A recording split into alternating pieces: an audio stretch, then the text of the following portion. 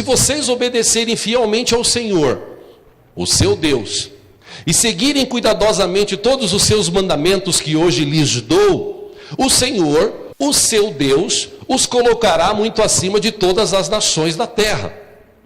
2. Todas estas bênçãos virão sobre vocês e os acompanharão, se vocês obedecerem ao Senhor, o seu Deus. Aí ele descreve as bênçãos. 3. Vocês serão abençoados na cidade, serão abençoados no campo. 4. Os filhos do seu ventre serão abençoados, como também as colheitas da sua terra, e os bezerros e os cordeiros dos seus rebanhos. Versículo 5, a sua cesta e a sua amassadeira serão abençoadas. Versículo 6, vocês serão abençoados em tudo o que fizerem. Versículo 7, o Senhor concederá que sejam derrotados diante de vocês os inimigos que os atacarem. Virão a vocês por um caminho e por 7 fugirão. Versículo 8, o Senhor enviará bênçãos aos seus celeiros e a tudo que as suas mãos fizerem. Olha as promessas de Deus, o Senhor enviará bênçãos aos seus celeiros e a tudo que as suas mãos fizerem. O Senhor, o seu Deus, os abençoará na terra que lhes dá. Versículo 9, o Senhor fará de vocês o seu povo santo, conforme prometeu sob juramento, se obedecerem aos mandamentos do Senhor, o seu Deus, e andarem nos caminhos dele. Versículo 10, então todos os povos da terra verão que vocês pertencem ao Senhor e terão medo de vocês. Versículo 11, o Senhor lhes concederá grande prosperidade no fruto do seu ventre, nas crias dos seus animais e nas colheitas da sua terra, nesta terra que ele jurou aos seus antepassados que daria a vocês. Versículo 12, o Senhor abrirá o céu, o depósito do seu tesouro, para enviar chuva à sua terra no devido tempo, e para abençoar todo o trabalho das suas mãos. Vocês emprestarão a muitas nações, e de nenhuma tomarão emprestado. Versículo 13, o Senhor fará de vocês a cabeça das nações, e não a cauda, se obedecerem aos mandamentos do Senhor, o seu Deus, que hoje lhes dou, e os seguirem cuidadosamente, vocês estarão sempre por cima, nunca por baixo. 14, não se desviem nem para a direita, nem para a esquerda, de qualquer dos mandamentos que hoje lhes dou, para seguir outros deuses e prestar-lhes culto. Aí a partir do versículo 15 vem as maldições. Aí ele diz, entretanto, se vocês não obedecerem ao Senhor, o seu Deus, e não seguirem cuidadosamente todos os seus mandamentos e decretos que hoje lhes dou, todas estas maldições cairão sobre vocês e os atingirão. Aí você continua lendo, você vai ver tudo o que ele falou de bênção agora se torna maldição. Vai ver o contrário, se você desobedecer. Então, nesse quesito aqui, você fala assim, pô pastor, mas essa palavra foi escrita para o povo que saiu do Egito. Que povo que saiu do Egito? Os hebreus. Eles eram descendentes de quem?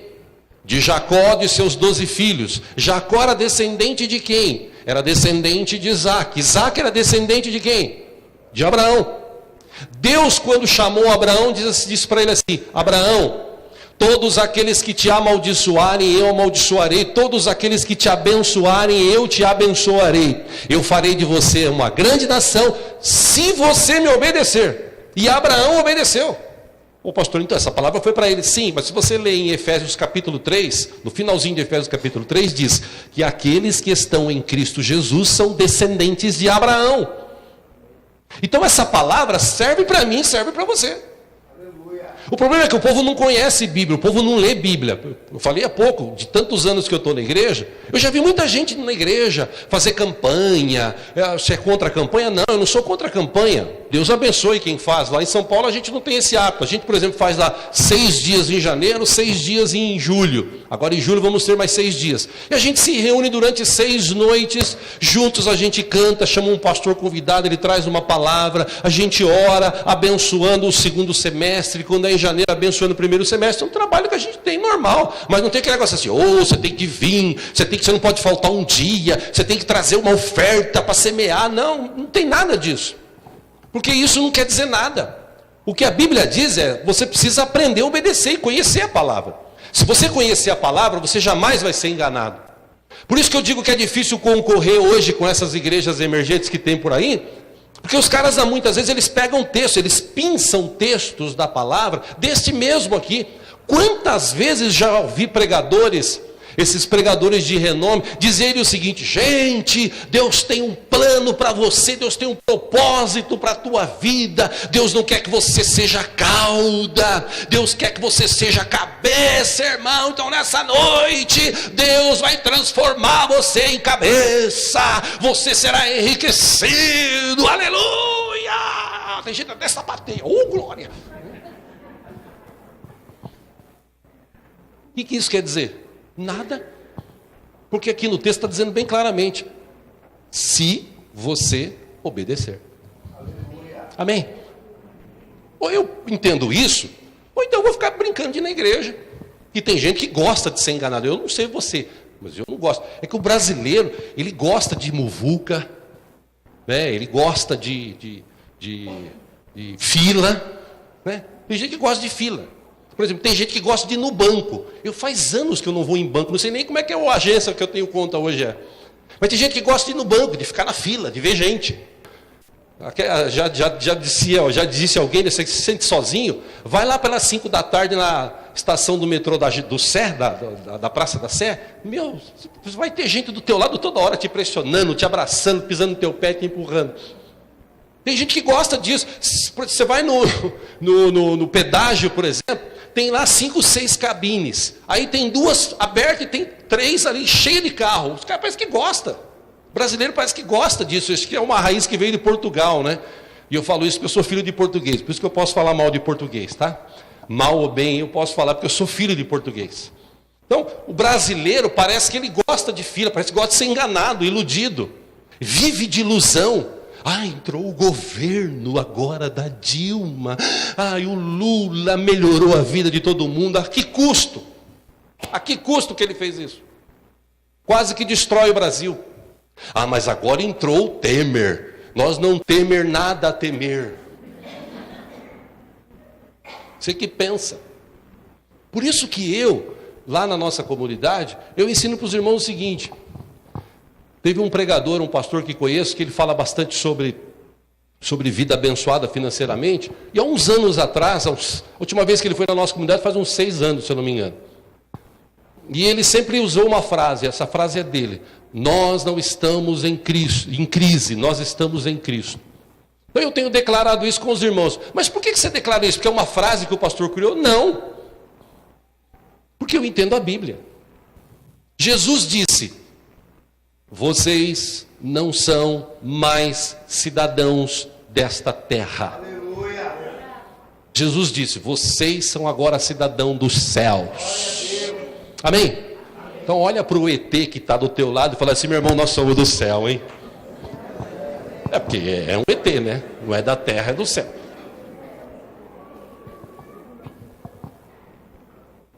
E por que eu falo isso? Simples. A gente vive num lugar, meus irmãos, essa terra aqui, esse país nosso, infelizmente, nunca se roubou tanto como se rouba hoje em dia. Nunca se viu tanta corrupção como se vê hoje em dia. E a coisa está tão ruim que cada dia está piorando. Aí você fala assim: poxa, mas e essa crise que está por aí? Ela não afeta a minha vida, não. Mas por quê? Porque eu não estou debaixo desse sistema financeiro arcaico, corrupto desse mundo. A minha vida está ligada aos céus, aonde Deus está. A bênção sobre a minha vida, ela vem do trono de Deus. Ela pode até passar por essa terra. Segundo a Bíblia, às vezes os demônios, eles querem barrar a bênção. Mas quando Deus determina, ela chega à nossa vida. A provisão vem do Senhor. Então, quando você olha para o povo que eu falei que saiu lá do Egito, os hebreus, quando eles saíram de lá ricos, saíram de lá saudáveis e saíram de lá com a promessa de um lugar abençoado que Deus tinha preparado para eles. Saíram felizes, cantando, adorando ao Senhor, até chegar perto do mar. Quando chegou perto do mar, que o mar estava fechado, eles viram o exército vindo, aí eles ficaram todos preocupados e começaram a blasfemar. Aí Moisés fala com Deus, você sabe da história, Deus fala para Moisés, você está clamando a mim, fala para o povo marchar. Ele toca na água, o mar se abre, aí o pessoal passa pelo meio. Quando eles estão chegando lá, o último, o exército do Egito vai, a água fecha, mata todo o exército. Aí o povo do outro lado, Miriam, pega o tamborim e começa a tocar. Só o Senhor é Deus, Deus nos deu a vitória, Deus é poderoso. Até o outro dia, quando estava com sede, aí Deus manda água, eles se saciaram. Até o outro dia, quando eles ficaram com fome, aí o Deus manda maná, eles começam a comer o maná, que gostoso, o maná é bom, maná é bom e tal, e comeram até passar uns dias. Nossa, que treco enjoativo, que coisa. Pô, lá no Egito, a gente trabalhava 14, 15 horas por dia, mas comia carne. Aqui tem que comer esse maná. Aí Deus manda as codornizes, come para sair até pelo nariz, se for o caso. Se empanturra de comer. E quando eu olho para a Bíblia, eu vejo que povo é povo. Existe uma diferença muito grande em pessoas que são servas de Deus, discípulos de Jesus, e povo que vai na igreja. Jesus tinha um monte de gente que seguia ele. Se você olhar nos textos, era sempre uma multidão que seguia Jesus. E toda essa multidão que seguia Jesus tinha aquelas pessoas que eram discípulos, que serviam, que trabalhavam, que acreditavam, que viviam o evangelho. E tinha aquelas pessoas que estavam lá, quero ver no que vai dar isso aí. Você acha que não tem gente que vem aqui nessa igreja, de vez em quando eu assisto pela internet e fala assim, hoje eu vou assistir o culto dessa igreja, quero ver o que vai dar nessa igreja hoje aí. Quero ver o que vai acontecer aí de bom. Quero ver se alguém vai ser curado aí hoje. Tem gente que vive disso. Multidão, seguindo a Jesus. Tem gente que seguia Jesus. Se você olhar no texto, meus irmãos, é interessante que tem um texto que Jesus faz uma multiplicação de pães e peixes num dia.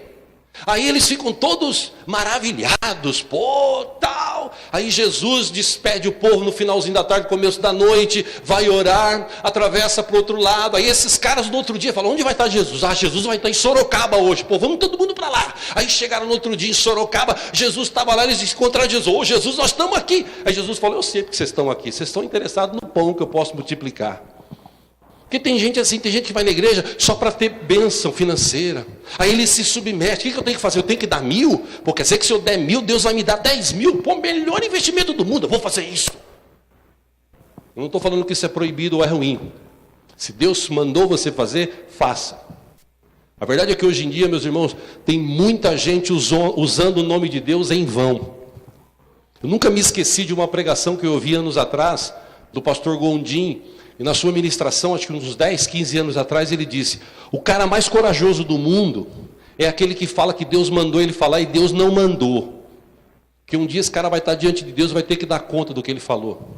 Tem muita gente prometendo mundos e fundos, que Deus...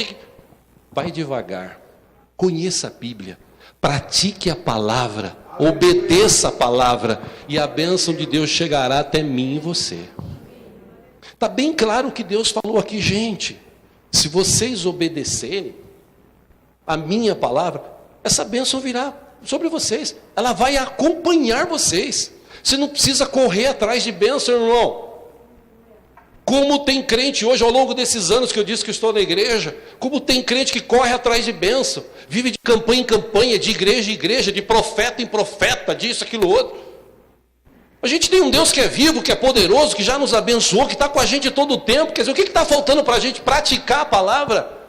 Esses dias eu conversava com um pastor amigo em Campinas, o pastor Furioso.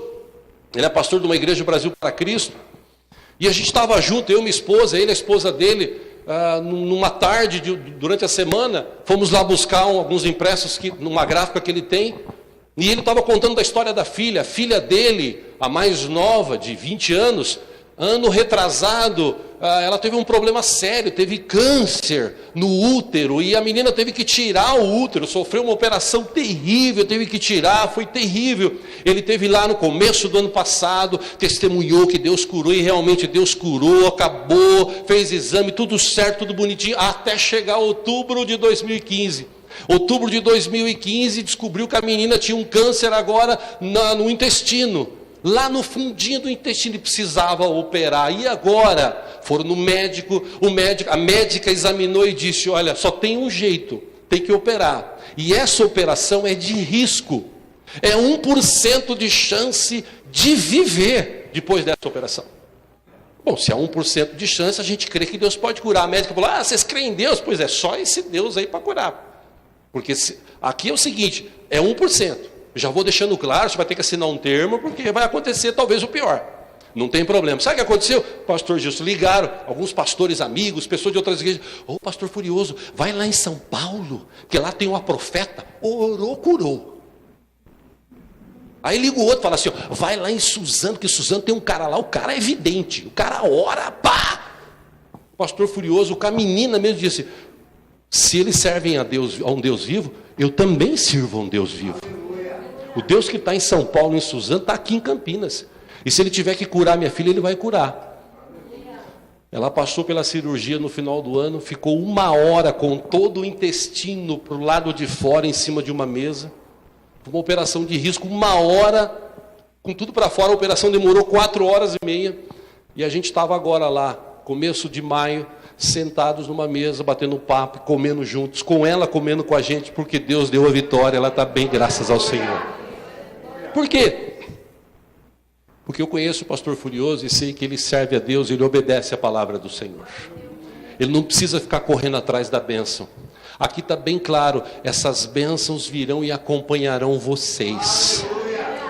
Vocês serão abençoados, se vocês obedecerem.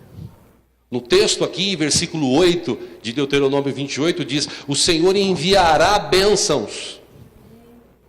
Meu irmão, é uma coisa assim, ilógica, uma coisa doida. O Senhor vai enviar, sim, Ele envia. Você não precisa ficar louco, não. Você trabalha, faça a sua parte. Seja honesto, seja fiel a Deus, seja obediente lá aos princípios da empresa onde você trabalha e confie no Senhor. Que a hora que você menos esperar, Deus vai mandar coisas maravilhosas na sua vida, sobre a tua vida, em nome de Jesus. Por quê? Porque nós não estamos em crise. Nós estamos em Cristo. Cristo está acima de qualquer situação. E Deus só pede uma coisa: obedeça aos meus mandamentos. Por que eu tenho que obedecer os mandamentos? Para não ir para o inferno? Para não ser castigado? Não, eu obedeço porque eu amo a Deus, porque eu sei que Deus está comigo, eu respeito, eu sei que Deus tem sempre o melhor para a minha vida. A palavra de Deus diz que o teu olho não viu, o teu ouvido não ouviu, não chegou ainda no teu coração o que Deus tem de melhor para aqueles que o amam. Bom, e eu amo a Deus.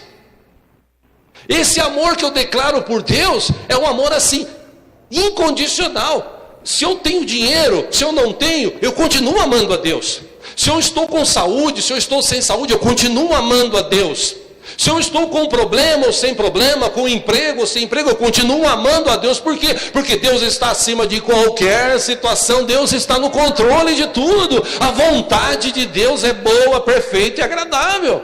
Agora, o que precisa acontecer na minha vida? Eu preciso começar a crer na palavra do Senhor. Em Êxodo capítulo 15, para quem gosta de anotar, versículo 26... a palavra de Deus diz, se vocês ouvirem atentamente a voz do Senhor, o teu Deus, e fizeres o que é reto diante dos seus olhos, se vocês inclinarem os ouvidos aos seus mandamentos, se vocês guardarem todos os seus estatutos, sobre ti enviarei ou não enviarei nenhuma das enfermidades que enviei sobre os egípcios, porque eu sou o Senhor que te sara. Aí Isaías vem e diz que Cristo, aquele que foi cravado na cruz, tomou sobre si as nossas enfermidades. Deus não quer que a gente viva enfermo. Deus não quer que você viva correndo em hospital. Esse não é o plano de Deus para nós. A gente até pode passar por algumas dificuldades. Existem doenças, está provado, o pastor Justo também falou há pouco disso aqui, ou sobre isso, está provado por estudos e mais estudos, estatísticas que existem no Brasil e no mundo, 65% das enfermidades que as pessoas têm são enfermidades psicossomáticas, enfermidades que começam na mente. Gente que tem rancor, gente que tem ódio guardado, gente que odeia outra pessoa, gente que só vive falando mal, gente que só profetiza coisas ruins, gente pessimista. Essas pessoas, a mente dela é tão travada que só afeta o corpo. Quantas pessoas você sabe que chegou no médico, fez uma bateria de exames, fala assim: o que você tem? Não descobri, não sei o que você tem, vou te dar um remédio aqui para você tomar, para você parar de me perturbar, mas eu não estou vendo nada. Por quê? Porque a enfermidade está aqui. E por que está aqui? A Bíblia, o antídoto diz assim: ame o teu inimigo. Aquele que persegue você, ame a ele, perdoe as pessoas, se livre disso. É isso que a Bíblia diz. Eu não vou com a cara daquele cara lá. Não, para mim é ele lá e eu cá. Meu irmão, se você quiser entrar no céu não vai ter patota, não. No céu não vai ter comunidade de Cristo para as nações de um lado, comunidade livre do outro, batista do outro, e nós vamos ficar assim: beleza, aí, patota aí, tudo bem? Não, lá é um só povo, lavado e remido pelo sangue de Jesus. Que tipo de povo diz o texto? Povo que obedece.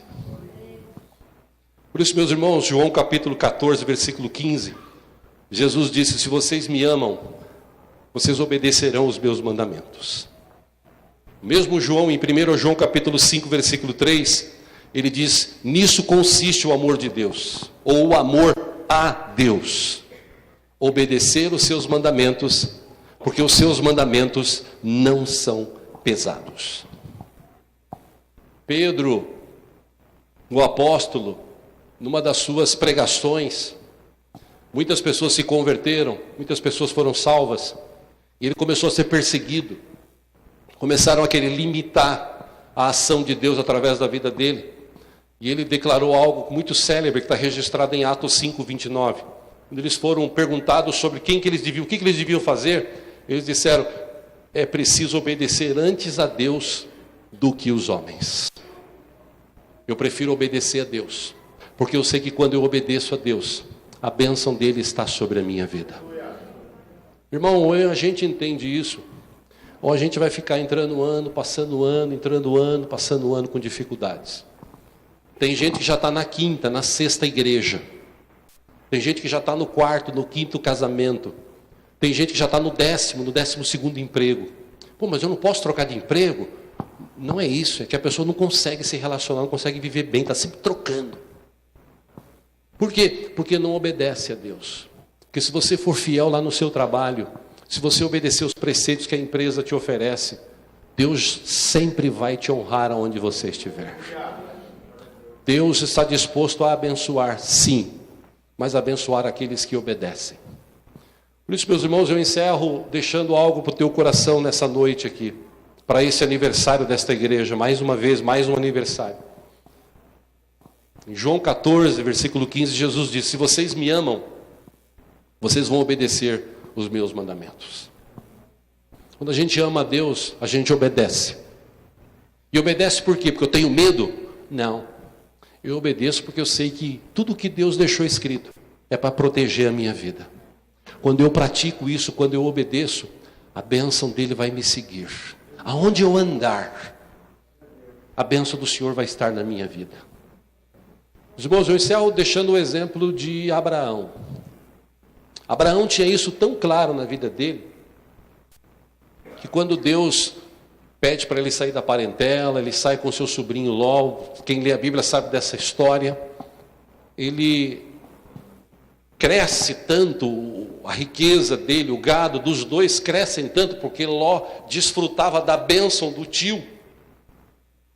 É que um belo dia os seus pastores começam a brigar, e eles param, eu imagino assim, num local, no alto de um monte, ou num divisor assim, que de um lado havia pastos verdejantes, duas cidades terríveis, Sodoma e Gomorra, e do outro lado havia o deserto. Aí Abraão diz para ele assim: ô Ló, escolhe para onde você quer ir. Ló, zoião, claro, escolheu o quê? O lugar ali. Mas Abraão sabia que Deus estava com ele. Porque Deus falou para ele: aonde você estiver, a minha bênção estará contigo. Só você me obedecer. Abraão disse: você vai para lá, eu vou para cá. E ele foi para cá, para um lugar até bem deserto, que hoje, inclusive, segundo historiadores, é onde existe Israel, onde está aquele lugar maravilhoso. Por quê? Simples, porque ele sabia: enquanto eu estiver obedecendo a Deus, a bênção dele vai estar na minha vida. Não importa o lugar. E Isaac entendeu isso. Porque Isaac, quando teve uma crise, momento difícil, de seca, ele lembrou o seguinte: pô, meu pai, quando teve uma seca uma vez, ele foi para o Egito, acho que eu vou para lá. E Deus fala para ele: pera um pouquinho, você confia em mim? Você confia em mim? Ah, eu confio, o Senhor é o Deus do meu pai. Então, se você confiar em mim, me obedeça. Fique aí, plante onde você estiver, porque eu vou abençoar a tua vida aí. Amém? Amém. A pergunta que a gente tem que se fazer hoje é: Deus está comigo? Eu estou com Deus? Eu conheço mesmo esse Deus? Eu confio mesmo na palavra desse Deus? Pergunta que você deve se fazer hoje. Porque Isaac, eu fico imaginando, Gilson, Isaac cavando um buraco numa terra seca, que não chovia, seco. Quem já bateu em terra seca aqui, para cavar assim, tipo, tem que ser na base da picareta, para abrir um buraco ali, para colocar uma semente. E eu fico imaginando ele batendo e abrindo, e os caras do lado olhando e falando assim: que bicho besta. Vai lá, plantando num lugar seco. Será que ele não sabe que não está chovendo? Será que ele não sabe que aquilo ali não vai dar nada? Mas Deus falou para ele, ele obedeceu. Tem gente que fala para você assim: você, domingo, 7 da noite na igreja, você é besta mesmo, né, meu? Vai pro shopping, vai assistir o jogo, vai passear, vai dormir, você é besta, né? Não, eu não sou besta. Eu sou esperto. Eu tenho um Deus vivo e confio na palavra dele. Meu prazer é estar na casa de Deus. Meu prazer é receber a palavra de Deus no meu coração, é praticar e viver a bênção do Senhor. Diz o texto que Isaac, depois de 1 ano, e eu fico imaginando as duas cenas, né? Que de vez em quando eu viajo assim, espiritualmente falando, né? Eu viajo, né? Eu fico imaginando a cara dos caras olhando para Isaac plantando, chamando ele de besta. E depois de 1 ano, a cara dos caras vendo Isaac colhendo de 100. Já pensou? De uma semente ele colhia 100 frutos. 1 por 100. E os caras, diz o texto, ficaram com uma inveja desgraçada dele. Uma inveja terrível. É só você ler o texto de Gênesis. Mas para ele, não importa o que os outros pensam. Importa obedecer a Deus. Quando eu obedeço a Deus, a bênção dele está na minha vida. O conselho que eu te dou como igreja do Senhor aqui em Sorocaba, nesse lugar: continue obedecendo ao Senhor. Continue praticando a palavra. Continue ouvindo a palavra viva que sai da boca do seu pastor. Palavra rema, da palavra. Não tem invenção, tem palavra. Continue ouvindo. Eu tenho certeza que Deus vai continuar honrando a tua vida. E meu irmão, é uma caminhada, tá? É uma caminhada. Não é um negócio assim: eu vou fazer um plano para 5 anos. Se der certo em 5 anos eu continuo. Se não der eu não continuo. Você não é nem obrigado. Jesus, ele disse: se você quiser me seguir, você não é obrigado a seguir Jesus. Se você quiser me seguir, negue-se a si mesmo, toma a tua cruz e me siga. Se você quiser. A mesma coisa que Deus falou para o povo: se vocês quiserem ser abençoados. Ó, que tipo de bênção? Eu vou descrever para vocês. A tua casa vai ser abençoada, o campo vai ser abençoado, o teu trabalho vai ser abençoado, teus filhos serão abençoados, as coisas que você fizer, tudo que você fizer vai prosperar, porque eu vou estar com você, se você me obedecer.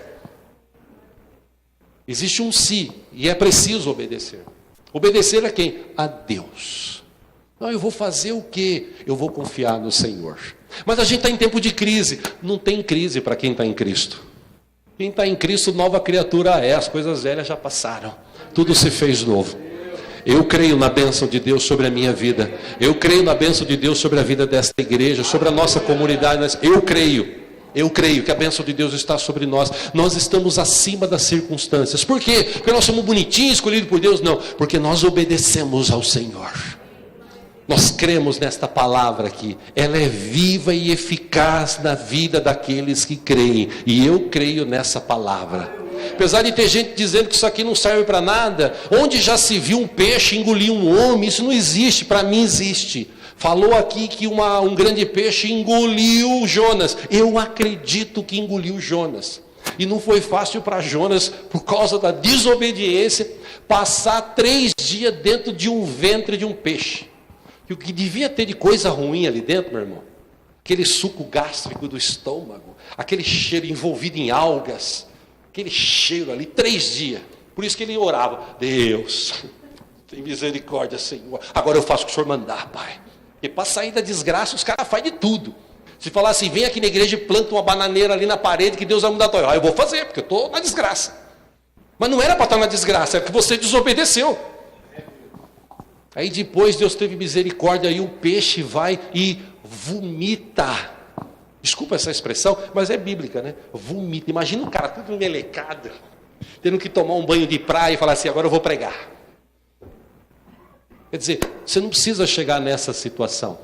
Basta você obedecer o que está escrito aqui nesta palavra. Deus tem muito mais anos pela frente para esta igreja. Deus tem muito mais a fazer e acrescentar nas nossas vidas. Ele é o nosso Deus. O melhor de Deus ainda está por vir. Amém? Vamos ficar em pé, vamos orar?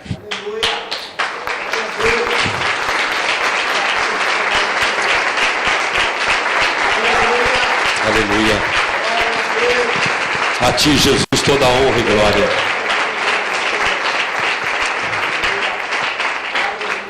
Eu encorajo você a fechar os teus olhos por um instante. Nós já vamos encerrar, eu já vou encerrar minha parte, devolver ao pastor.